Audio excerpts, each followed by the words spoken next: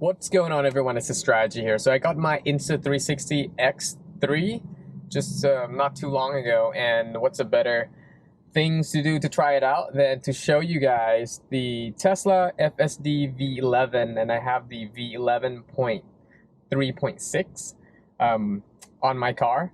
The only thing we're going to do in this video is to answer the question or to try it out, whether the current Tesla FSD V11 can take me from point A to point B.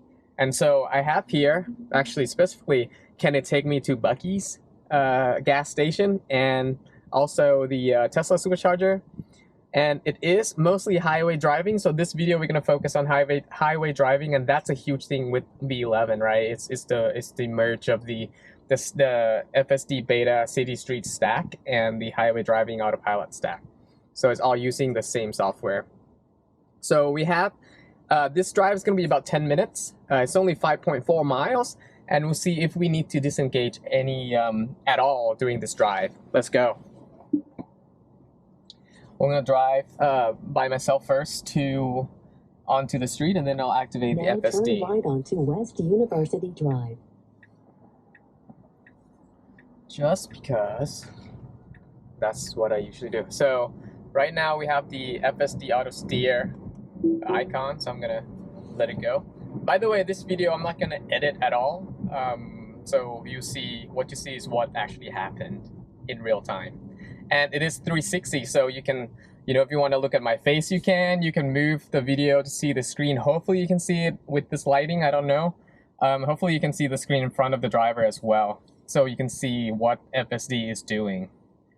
There's definitely a UI change with this V11. It now highlights the elements that it's interacting with blue, such as the street lights, or not the traffic lights, the car that are in the equation, whether it needs to cut in front of and do all that stuff. So there's definitely improvement to the UI, and also it tells you more. There's a message kind of up top here. It tells you more as to what it's doing. For example, it's changing lane, so it can follow the route and everything like that. So hopefully you can see that in this lighting. So I'm going to let it go as much as I can.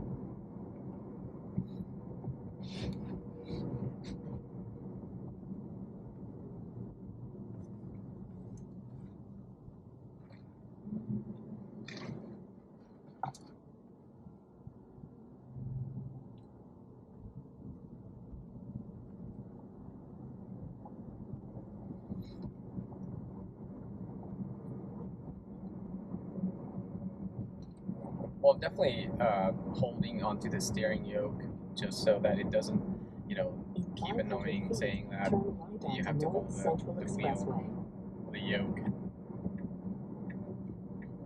Now turn right onto North Central Expressway.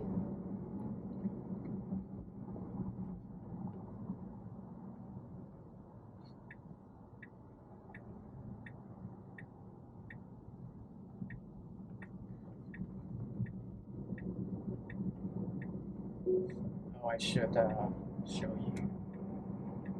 Yeah, I'll do that so you can see the back camera and the sides a little more clear. Changing the lane by itself. I've noticed that since I've been using this for a couple of weeks now, and I noticed that it does a lot better with lane change and this decision making, but definitely not perfect. I say about 70% of the time it's great.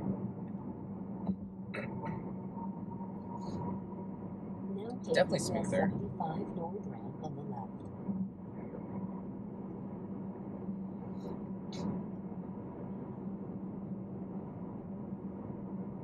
So there's a merge coming up since we just entered the highway, and if this was the old version, it would already convert to the autopilot, the legacy autopilot stack. It gets really close. Okay, let's see if we can go change lane. There's a car in front. It actually cannot, so that's fine. But we'll let it go. We'll let it go. All right, so it couldn't get into the left lane because there was a car. And actually he was really nice and was trying to let me in, but it was a little bit too late because the line was solid. So it couldn't merge in, so we got to the exit and then we're gonna continue going. It's confusing here. I'm gonna go to the left. I disengage because we need to continue onto the highway. All right, that's one disengagement.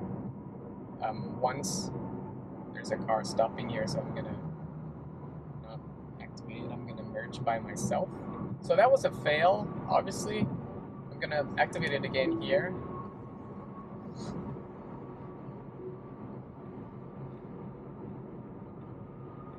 So one thing I was worried because going from V10 to V11 is that, you know, on the highway, the autopilot stack, the old legacy autopilot was already great in doing, like, keeping the, you know, in the middle of the lane.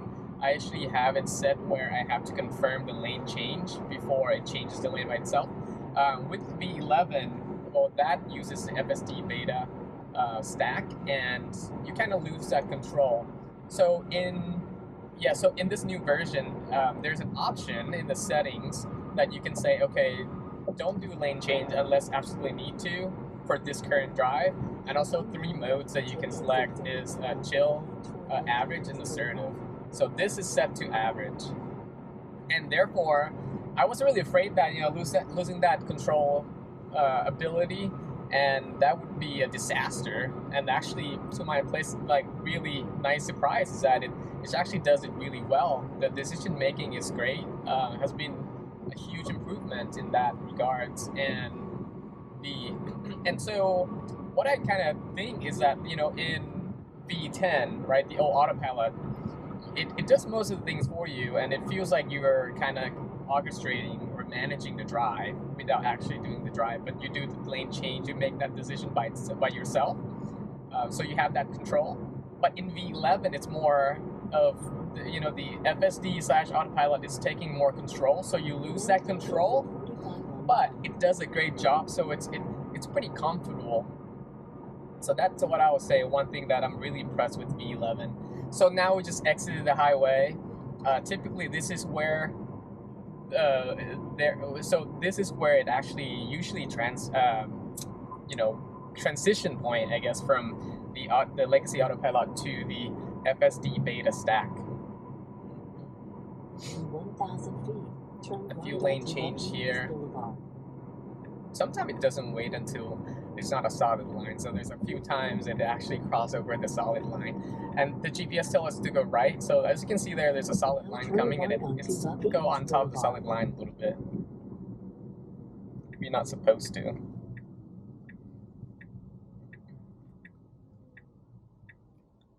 So you can see it's really cautious around, like, right turn, and when you can't creep forward to see slowly.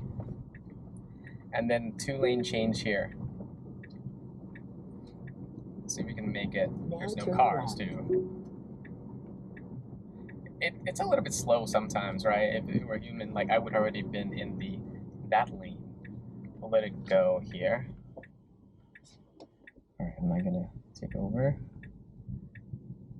So great job. Not a lot of cars, so that was an easy scenario. So I'm gonna take over here, since we're already here at our destination. Let's park here and let's talk a little bit. So that was it. That was the drive. I think it did a pretty okay job. Like I said, I feel like this version is about 70%, 75% on average. It does pretty good on the highway. But a lot of times it can't, when there's a lot of, merging in traffic, when there's a lot of traffic, a lot of times it can't get into the correct lane in order to follow the route or the route. So that's one of the things, and that's why we saw it here. That was the only disengagement in this short 10 minutes drive, or 5 to 6 miles. But yeah, that's it. What do you think? Let me know your comments. So if you like the 360, I'll do more of this. And I'll see you on the next one. Thank you for watching.